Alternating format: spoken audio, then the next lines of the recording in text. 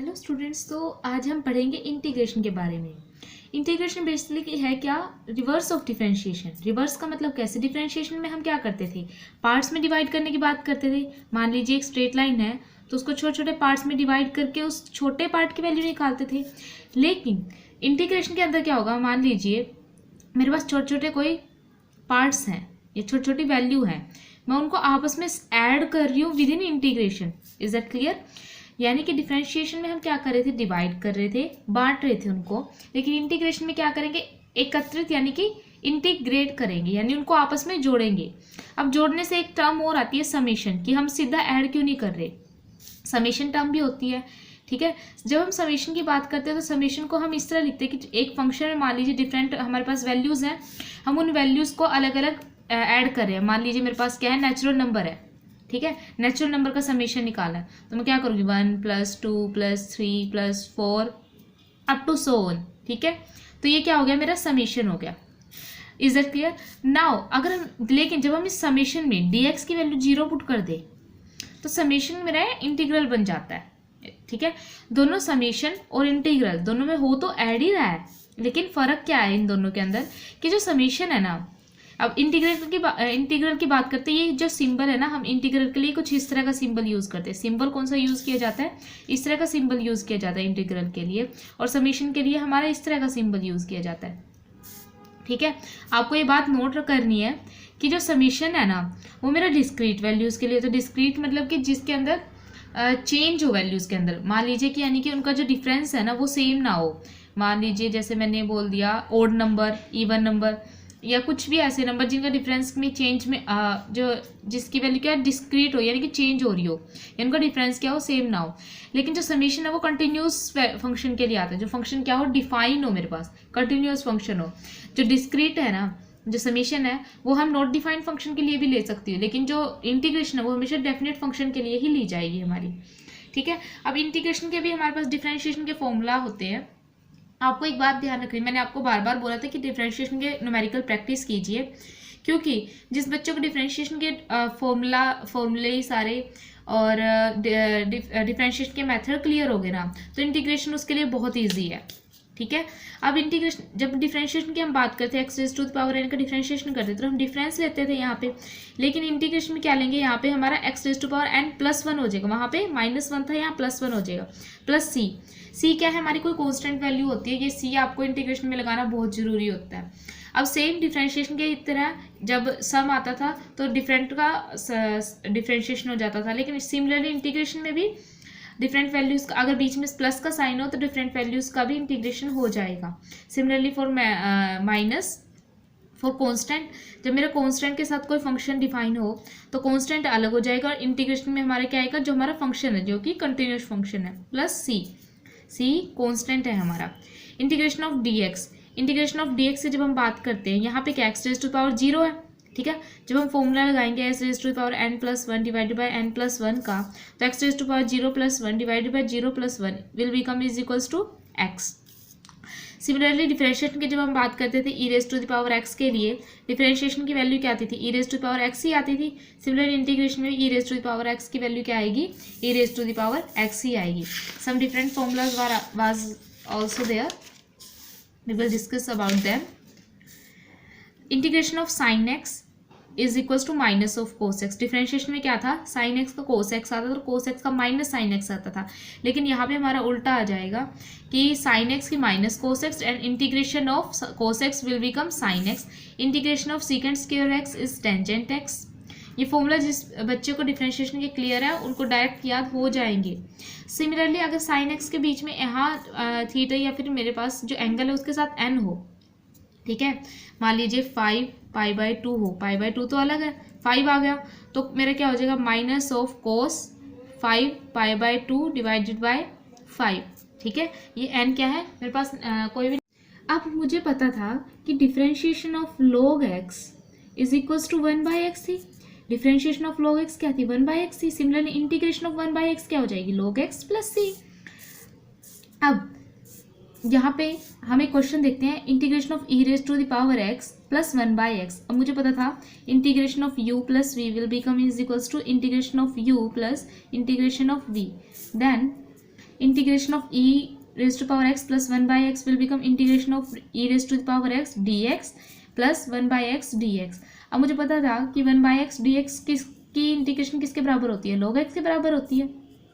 ठीक है, तो यहाँ पे मेरे क्या आ जाएगा, log x आ जाएगा। Similarly integration of E raise to the power x dx will become equals to E raise to the power X. ठीक है, तो इसका आंसर आ जाएगा E raise to the power x plus log x plus c। अब जब हम integration की बात करते हैं तो हमारे पास फर्दर दो टाइप में होती है, डेफिनेट इंटीग्रेशन और इनडेफिनेट इंटीग्रेशन। अब तक जो हम इंटीग्रेशन की बात करते हैं वो इनडेफिनेट की बात करते हैं। इनडेफिनेट का मतलब क्या होता है कि उसकी जो वैल्यू है ना वो डिफाइन नहीं है, ना ही लोअर वैल्यू ना ही अपर वैल्यू। लेकिन डेफिनेट इंटीग्रल के अंदर क्या होगा, जो मेरा फंक्शन है, इंटीग्रेशन के अंदर मेरा कोई फंक्शन होगा, उसकी वैल्यू क्या होगी, डिफाइन होगी फ्रॉम लोअर लिमिट। ये क्या है मेरी, ए क्या है मेरी लोअर लिमिट। लोअर लिमिट का मतलब क्या है कि लोअर वैल्यू अप टू कि जो वो लोएस्ट वैल्यू जहाँ तक मेरा फंक्शन क्या हो सकता है, डिफाइन हो सकता है। और ये क्या है मेरी अपर लिमिट। अपर लिमिट क्या होती है, वो हायर वैल्यू जहाँ तक मेरा फंक्शन क्या हो सकता है, डिफाइन हो सकता है।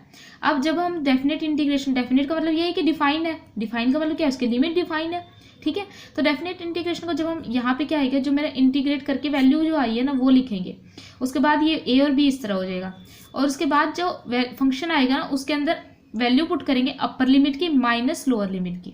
ठीक है, इसको इस तरह से सोल्व करना है। अभी इसको एक एग्जांपल से समझाती हूँ मैं आपको और अच्छे से क्लियर हो जाएगा। मान लीजिए मेरे पास y कोई फंक्शन है, 0 to π/4 डिफाइन कर दिया मैंने। ठीक है, cos x फंक्शन की मैंने लिमिट अप्लाई कर दी 0 to π/4 तक। ठीक है, तो y, अब मुझे पता cos x की इंटीग्रेशन क्या थी, sin x। ठीक है, cos x की इंटीग्रेशन क्या थी, sin x। तो लिमिट क्या होगी मेरी a to b, यानी कि ये मेरी a है ये b है। अब यहाँ पे मैंने क्या कर दिया, इसको इंटीग्रेशन को सॉल्व कर दिया, पर लिमिट को अभी अप्लाई नहीं किया, तो लिमिट को मैंने यहाँ लिख दिया 0 to π/4। अब मुझे पता था अपर लिमिट माइनस के लोअर लिमिट था, तो अपर लिमिट क्या थी मेरी π/4, लोअर लिमिट क्या थी 0, तो साइन π/4 माइनस ऑफ साइन 0। अब मुझे पता साइन 0 की वैल्यू क्या होती है 0, साइन π/4 की वैल्यू क्या होती है 1/√2, तो आंसर क्या आ जाएगा 1/√2। सिमिलरली एक और क्वेश्चन है मेरे पास, integration of E raise to the power 3 from E raise to the power 4 को मैंने डिफाइन कर दिया इस फंक्शन का। लोअर लिमिट क्या है E raise to power 3, upper limit E raise to the power 4, integration of X raise to the power -1। अब X raise to the power -1 को मैं 1/x लिख सकती हूँ, बिल्कुल लिख सकती हूँ। अब मुझे पता था इंटीग्रेशन ऑफ 1/x किसके बराबर होती है, log x के बराबर। सिमिलरली अब मैं लिमिट अप्लाई करूंगी log में, log of E raise to the power 4 minus of log of E raise to the power 3। अब मुझे पता log ऑफ ई किसके बराबर होता है, वही आ जाएगी मेरी वैल्यू, तो यहाँ पे मेरा 4 आ जाएगा, यहाँ पे मेरा 3 आ जाएगा। 4 - 3 = 1। Now let's move on to next question. a raised to the power x plus b whole raised to the power n। ठीक है, आप इसके लिए डायरेक्ट फॉर्मूला भी यूज़ कर सकते हो कि a raised to the power ax plus b whole raised to the power n dx is equals to ax plus b। मुझे पता था x raised to power n plus 1 divided by n plus 1 होता है formula, तो ये n plus 1 x raised to power n plus 1 तो हो जाएगा, लेकिन x के साथ मेरे क्या कॉन्स्टेंट, वो कॉन्स्टेंट वैल्यू नीचे आ जाएगी मेरी। ठीक है, अब ये कैसे आई, जब मैं इसको सॉल्व करूंगी, ये तो मैंने फॉर्मूला अप्लाई कर दिया, मल्टीप्लाई बाय इसकी डिफरेंशिएशन, इसको जब मैं डिफरेंशिएट करूंगी तो इसकी ये कांस्टेंट है, इसकी 0, एक्स डिफरेंशिएशन क्या आ जाएगी ए आ जाएगी।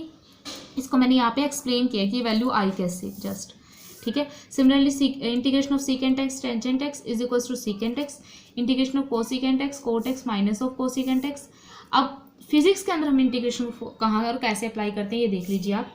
मेरे पास एक क्वेश्चन है, इफ वेलोसिटी क्या है, वेलोसिटी की वैल्यू मेरे को दे रखी है t² - 2t + 4 मीटर पर सेकेंड है, देन फाइंड आउट करना है number 1 acceleration, number 2 position at t = 0, time = 0 और x = 0 में मुझे क्या निकालनी है, पोजीशन निकालनी है। टाइम t की वैल्यू निकालनी है व्हेन एक्सीलरेशन क्या हो मेरा 0 होगा। Number 4 acceleration at t = 2 second, यानी टाइम 2 सेकेंड में मुझे किसकी वैल्यू निकालनी है, एक्सीलरेशन की निकालनी है। सबसे पहले हम फर्स्ट पार्ट सोल्व करेंगे। एक्सीलरेशन की मुझे पता है वैल्यू क्या होती है, change in velocity divided by time taken. Acceleration किसके बराबर होता है, change in velocity divided by time. इसको मैं dv/dt से लिख सकती हूँ। dv/dt v की वैल्यू क्या है, ये है मेरे पास, ये क्या है v तो है। अब v की वैल्यू मैं पुट करूँगी, इसके अंदर क्या कर रही हूँ, डिफरेंशिएट कर रही हूँ। अब t² को डिफरेंशिएट करूँगी, t raise to power n थी ना, इसको जब मैं डिफरेंशिएट करूँगी, ठीक है, तो t raise to power n - 1 divided by n - 1, तो t raise to power 2 - 1 divided by 2 - 1, तो मेरे पास सोल्व करके क्या आएगा t डिवाइडेड बाय 1। ठीक है, 2t, ये 2 मेरे पास सामने आ जाएगा n इंटू में, ठीक है, 2t माइनस 2t था, तो ये कांस्टेंट आ जाएगा मेरे पास 2 आ जाएगा, ठीक है। तो पोजीशन की नंबर 2 पे क्या निकालनी है, पोजीशन की वैल्यू निकालनी है, ठीक है। जब पोजीशन की वैल्यू निकालनी है टाइम इज इक्वल्स टू 0 और एक्स की वैल्यू, पोजीशन क्या है मेरा एक्स है, एक्स की वैल्यू निकालनी है, टाइम इज इक्वल्स टू 0। अब मुझे पता है वेलोसिटी क्या होती है, displacement over time taken, that is dx by dt, ठीक है। तो वेलोसिटी मुझे पता थी, velocity is equals to dx by dt, तो मैं इंटीग्रेटिंग ऑन बोथ साइड मेरे पास ये आ जाएगा, दोनों साइड इंटीग्रेशन कर दूंगी। अब मैं इस dt मेरा वहाँ चला गया और dx यहाँ रह गया, ठीक है। dx की इंटीग्रेशन किसके बराबर होती है, x के बराबर होती है। v की वैल्यू मेरे को दे रखी है, मैंने पुट कर दी यहाँ पे, और फर्दर इंटीग्रेशन के फॉर्मूला से इसको मैंने सोल्व कर दिया, ठीक है। तो मेरे पास ये वैल्यू आ जाएगी, लेकिन ये वैल्यू मुझे किस पे निकालने को बोली है इसने, at time is equals to 0। Time is equals to 0 पे आप क्या पुट करोगे कि इस पे टाइम की वैल्यू क्या पुट कर दोगे, 0 पुट कर दोगे। इसको आपने खुद करना है। नंबर 3 मैंने बोला गया कि टाइम निकालना है जब मेरा एक्सीलरेशन क्या हो, 0 हो। अब मेरे पास ये इक्वेशन थी, इस इक्वेशन 1 के अंदर मैंने एक्सीलरेशन को 0 पुट कर दिया, टाइम की वैल्यू निकालनी है मुझे। जब मैं 2t इज इक्वल्स टू 2 हो जाएगा, t is equals to 2 divided by 2 that is 1, ठीक है। तो ये मेरे पास वैल्यू आ रही है। अब फोर्थ में मुझे क्या निकालना है, acceleration at time is equals to 2 second. इस केस में क्या करोगे, टाइम की जगह क्या पुट कर दोगे, 2 पुट कर दोगे। इसको आपने खुद से सोल्व करना है। अब नेक्स्ट मेरे पास क्या है, कुछ और फॉर्मूलाज भी हैं। y is equals to 1 upon में ax प्लस बी, ध्यान दीजिएगा 1 अपॉन में x dx की वैल्यू क्या थी, log x थी, ठीक है। सिमिलरली log x, लेकिन ये कांस्टेंट है, 1 बाय में a हो जाएगा। इसको एक एग्जांपल से भी समझ सकते हैं। इंटीग्रेशन निकालिए 1 प्लस 3x की, तो 3 एज इट इज आ जाएगा।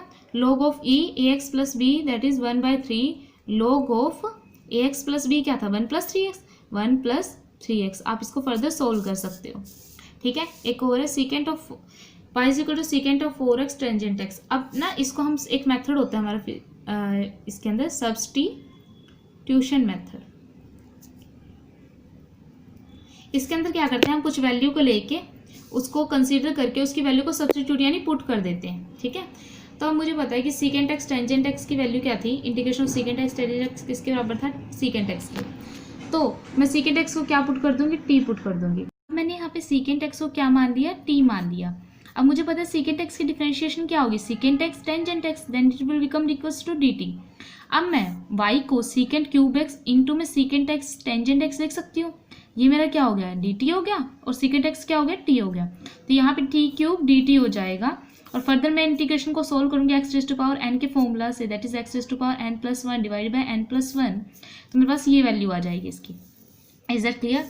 नाउ अब मेरे पास ये है कि y is equals to integration of under the root 3x minus 4 whole raise to power 3 dx, ठीक है। तो integration of 3x under the root था, तो मैं 3/2 लिख सकती हूँ, 3 multiply by 1/2 is equals to 3/2 dx हो जाएगा। अब मुझे पता था इंटीग्रेशन का फॉर्मूला, सिमिलरली यही फॉर्मूला से मेरे पास वैल्यू पुट की मैंने, 3/2 plus 1 that is equals to 5/2, तो यहाँ पे 5/2 आ गया। अब मुझे पता था कि यहाँ पे क्या हो, ax प्लस बी वाला फॉर्मूला हमने पीछे पढ़ा था, अगर आप देखेंगे तो आपको और अच्छे से क्लियर हो जाएगा। तो मेरे पास क्या था, वो a यहाँ पे आ जाता था वैल्यू, तो ये क्या, यहाँ पे a क्या है मेरा 3 है, तो यहाँ पे 5/2 into 3 2/15 3x minus 4 raise to power 5/2 plus c आ जाएगी आंसर। तो इज दैट क्लियर। तो आपको एक ये क्वेश्चन है, आपको ये खुद से ट्राई करना है, ठीक है। एक लास्ट क्वेश्चन मैं आपको और करवा रही हूँ। सिमिलरली मेरे पास डेफिनेट इंटीग्रेशन है, cos x और 4x माइनस 3 dx निकालनी है। यहाँ पे 4x माइनस 3 को मैंने t मान लिया। अब डिफरेंशिएशन ऑन बोथ साइड जब मैं करूँगी तो 4dx इज इक्वल्स टू क्या आ जाएगा, dt आ जाएगा। वो इनडेफिनेट के लिए था, मैं आपको डेफिनेट के लिए समझा रही हूँ कि डेफिनेट में आपको इस तरह से क्वेश्चन कैसे करने हैं सब्स्टिट्यूशन मेथड वाले।